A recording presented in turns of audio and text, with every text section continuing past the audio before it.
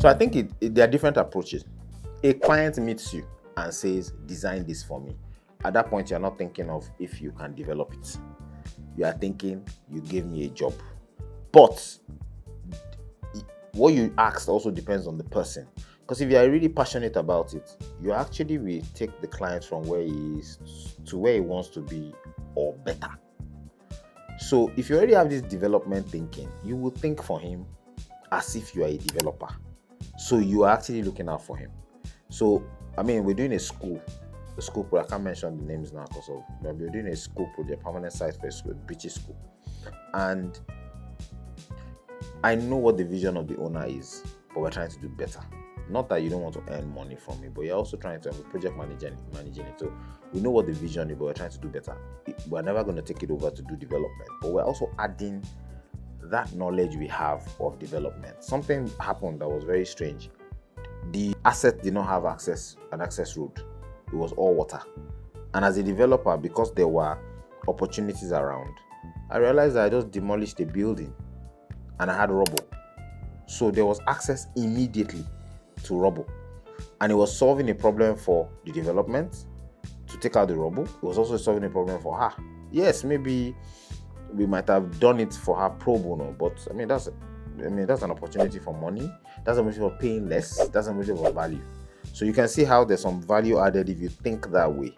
Now, broadening that, you're also a proper, well-rounded solution provider for that client. So in terms of the service, you will still give your service, but I think you will give it in a different way. Now, don't forget that you're already coming from a development mindset when you go for a development project. So you're going because they don't have a developer, the landowner doesn't have money to develop, so they need somebody that has money to develop so they can get an asset. That's why you're coming in. So the good thing about development is that you're already coming in with that mindset. Now there's the part that you're now going to find the jobs. So when you're finding the jobs, or the ones you stumble on. So the ones you stumble on, yes, you might not have that mindset originally, but you just meet somebody, you realize that, oh, there's an opportunity here. You toss in a proposal because you're an architect, you can shoot out that proposal. You don't have to get paid because it's you. You can get paid back end when you get the job or if you get the job. But that's where you can now think as an architect and it ends up being a developer because you see that it's an opportunity. Also, where the opportunities also come is that somebody meets you and says, oh, I want to develop here. I'm looking for an architect that can help me design and I can show you a developer. And you're like, hey, hang on.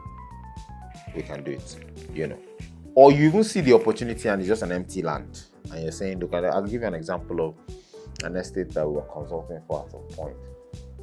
One of the owners came in. She had 2 plots. She wanted to sell one and build on the other. And she was asking what we could do. And we came in as architect service. But by the time we got there, like, madam, you want to sell one and build one. What's the difference? You can actually get a developer to develop the whole 2 plots and you get what you want on the other side. What are you looking at? Are you looking for terraces or semi-detached? Let's talk. Okay, you now don't need to even dole out any money. Since you have the land, you wanted to sell it, give a professional that will just do the whole thing and deliver to you the units you want on your side. And she jumped on it immediately. So she came with a different mindset.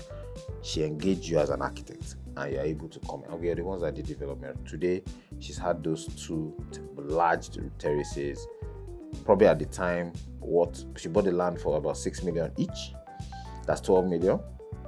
At the time she bought it. 4 years after she bought it, we developed a one year 16-month project and delivered to her 2 units. We built 6 units, delivered to her 2 unit terraces. Now what, 45 million as at that time. So from 6 million to 45 million each. Today, I'm very sure that those 4-bed terraces are well over 150 million. So again, it's value, but there are times where you could see the opportunity. And that's the thing about us architects.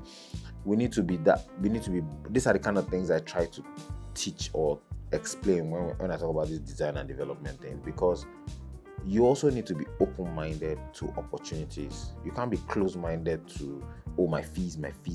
No, be open-minded to opportunities.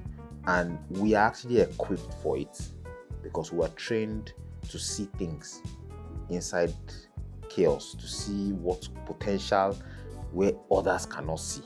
So that is why clients depend on us. So as we're going to meet that lady and saying, and this has happened many times. Oh, why? Or you're talking about one land and they just point on another land. Come on, to talk to the person here. We can do a nicer layout here. We make more money, and all of that. So I think open-minded, think more about finance, learn more about finance, learn more about marketing, and try as much as possible to, keep an open mind. That's basically.